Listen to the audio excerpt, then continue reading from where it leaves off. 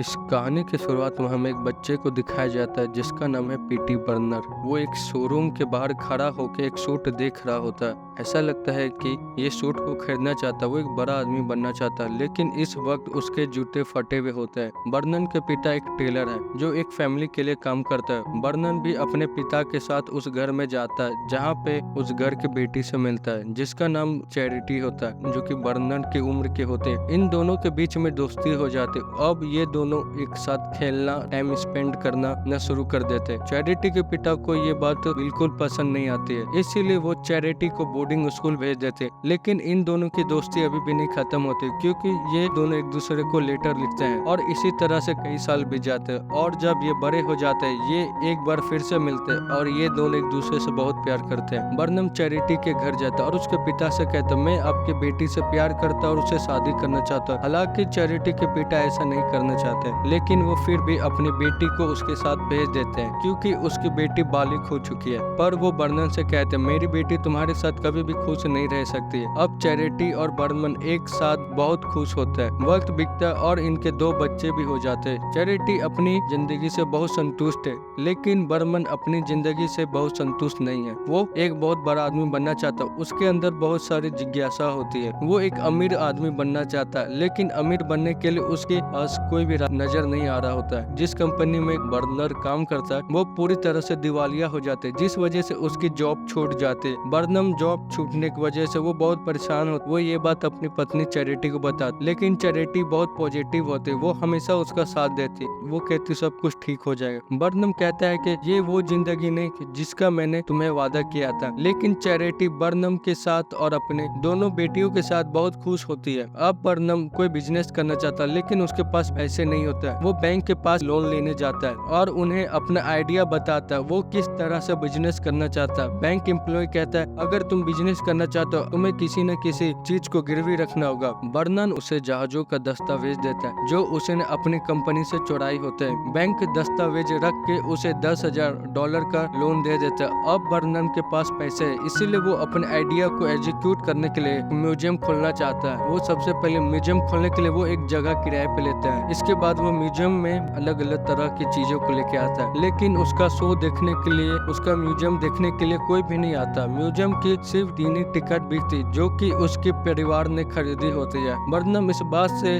बहुत निराश हो जाता है। रात को वो जब अपनी बेटियों के कमरे में जाता है, उसके बेटी कहती, लोग निर्जीव मरे हुए चीजों से ज्यादा जिंदा चीजों को देखना पसंद करते हैं। बर्नम को भी इस बात का एहसास होता है और वो तय करता है कि वो कुछ न कुछ ऐसा अलग करेगा जिससे लोग उसे ज्यादा से ज्यादा उसके म्यूजियम में आए। बर्नम के माइंड में एक आइडिया था। वो तय करता है कि वो एक ऐसे ही यूनिक लोगों को ढूंढेगा जिसके अंदर कुछ न कुछ खास बात हो। वो सबसे पहले एक लेडी के घर जाता है जिसका बच्चा हाइट में बहुत छोटा होता है। दरअसल ये बच्चा एक बौना है। वो उस बच्चे से कहता है कि तुम मेरे साथ काम करो, हालांकि तुम पे लोग हंसेंगे, लेकिन एक दिन तुम बहुत बड़े आदमी बन जाओगे। वो बच्चा काम करने से मना कर देता है, लेकिन वो बाद में मान जाता है। अब बर्नम शहर में इसी तरह के लोगों को ढूंढना शुरू कर देता है। वो एक लेडी के पास जाता है जिसके चेहरे पे बड़ी बड़ी दाढ़ी होते हैं। वो उससे भी अपने साथ काम करने के लिए मना लेता है। इसी तरह से वो अलग अलग लोगों से मिलता है। अब उसके पूरी की पूरी टीम तैयार हो चुकी है। शहर में वो अपना शो का प्रमोशन करता है और शो के लिए बहुत सारे लोग आ जाते हैं और उसका पहला शो होता है। लेकिन वो जितने भी विचित्र लोगों को शो के लिए इकट्ठा किया होता है वो सब की सब पोडियम के सामने जाने के लिए घबरा रहे होते हैं। बर्नम उनके पास जाता है और उन्हें मोटिवेट करता है और अब बर्नम का शो शुरू हो जाता है। सब के सब बहुत अच्छा परफॉर्म करते हैं और जितने भी लोग शो देखने के लिए आए हुए होते हैं वो सब वो शो बहुत पसंद आता है। चारों तरफ से तालियों की गड़गड़ाहट की आवाज आ रही होती है और अब बर्नम का काम चल चुका है। हर रोज कई लोग शो देखने के लिए आते हैं। शो हमेशा हाउसफुल होता है, कई लोगों को टिकट भी नहीं मिलता है। लेकिन अब न्यूज़पेपर के रिपोर्टर को लगता है कि ये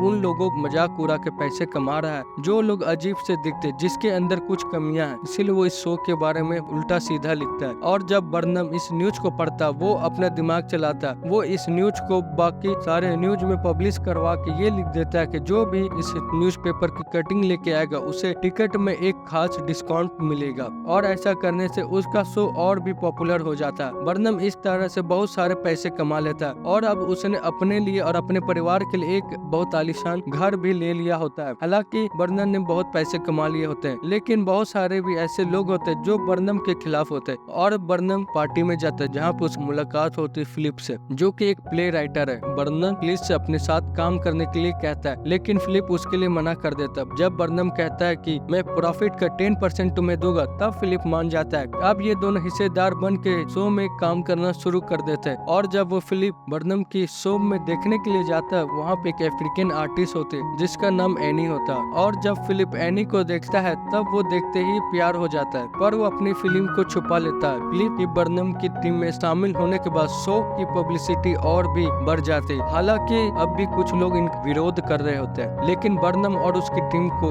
इस बात से कोई भी फर्क नहीं पड़ता।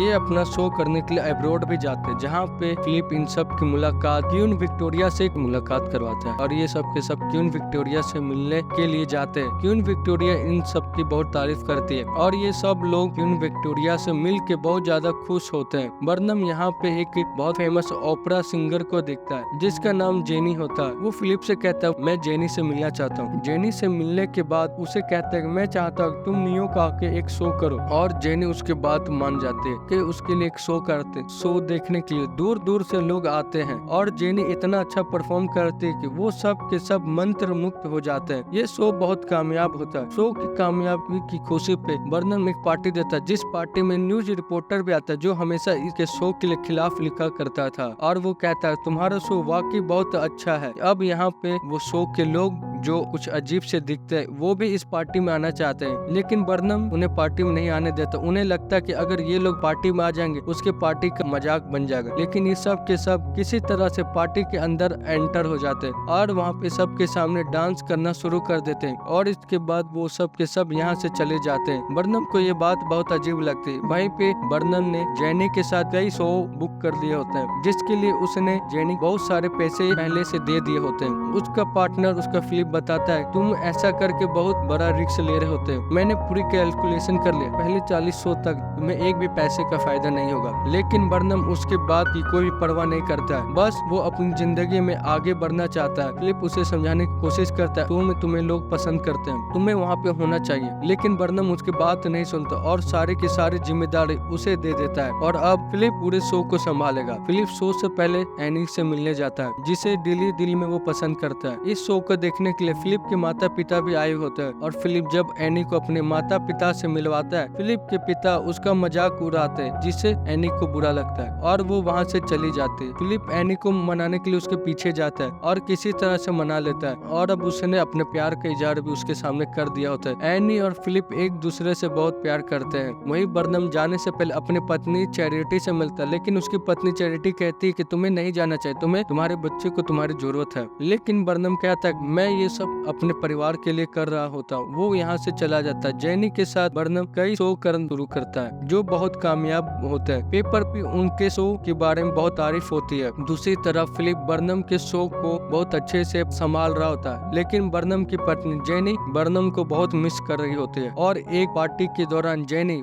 बर्नम के साथ फ्लर्ट करने की कोशिश करती है। वो उसके करीब आने की कोशिश करती है, लेकिन बर्नम उसे मना कर देता है। जेनी कहती है कि मैं तुम्हारी जिंदगी का हिस्सा बनना चाहती हूँ, मैं तुम्हारा एक शो का हिस्सा नहीं बनना चाहती है। लेकिन बर्नम ऐसा नहीं कर सकता क्योंकि वो अपनी पत्नी से बहुत प्यार करता है। जेनी बर्नम से कहते अगर तुमने मेरी बात नहीं मानी तो मैं शो को छोड़ दूंगी। बर्नम कहता अगर तुमने ऐसा किया तो मैं बर्बाद हो जाऊंगी, क्योंकि मैंने अपना सारा पैसा इन शो में लगा दिया। और जेनी ऐसा ही करती है। वो एक शो करने के बाद वो इस शो को छोड़ के चली जाती है। बर्नम भी अपने घर वापस आ जाए और तभी उसे पता चलता है कुछ सर्कस विरोधियों ने सर्कस को आग लगा दिया है। वो जल्दी उस जगह पे जाता है। वो देखता है कि वो उसके सभी आदमी सुरक्षित हैं, लेकिन फिलिप अब भी आग के अंदर फंसा हुआ होता है। वो फिलिप को किसी तरह से अंदर से बचा के ले आता है और वो पूरी तरह से बर्बाद हो चुका है। और वो जब घर जाता है वो देखता है कि उसकी पत्नी घर छोड़ के अपने माता पिता के पास जा रही होती है, क्योंकि वो एक तो बर्नम से नाराज होती है और दूसरा बैंक वालों ने ये घर खाली करवा दिया होता है, क्योंकि बैंक से बर्नम ने बहुत सारा पैसा कर्ज लिया होता है। अब बर्नम पूरी तरह से कंगाल हो चुका है, न उसके पास पैसे है न ही उसके पास परिवार। वो एक बार में जाकर दारू पीने लगता है। उसे ऐसा लगता है कि उसकी जिंदगी में सब कुछ खत्म हो चुका है और तभी उसकी सर्कस की पूरी टीम वहाँ पे आ जाती है। जो लोग अजीब से दिखते हैं वो बर्नम से कहते हैं सब लोग हमारा मजाक उड़ा रहे थे, हमने अपनी पहचान खो दी थी, लेकिन तुम्हारी वजह से हमें समाज में एक पहचान मिले, हमें काम मिला और हम चाहते हैं तुम एक बार फिर से सर्कस शुरू करो, क्योंकि वो सर्कस नहीं, वो हमारा घर है, हम एक परिवार हैं। ये सुनने के बाद बर्नम के अंदर एक बार फिर से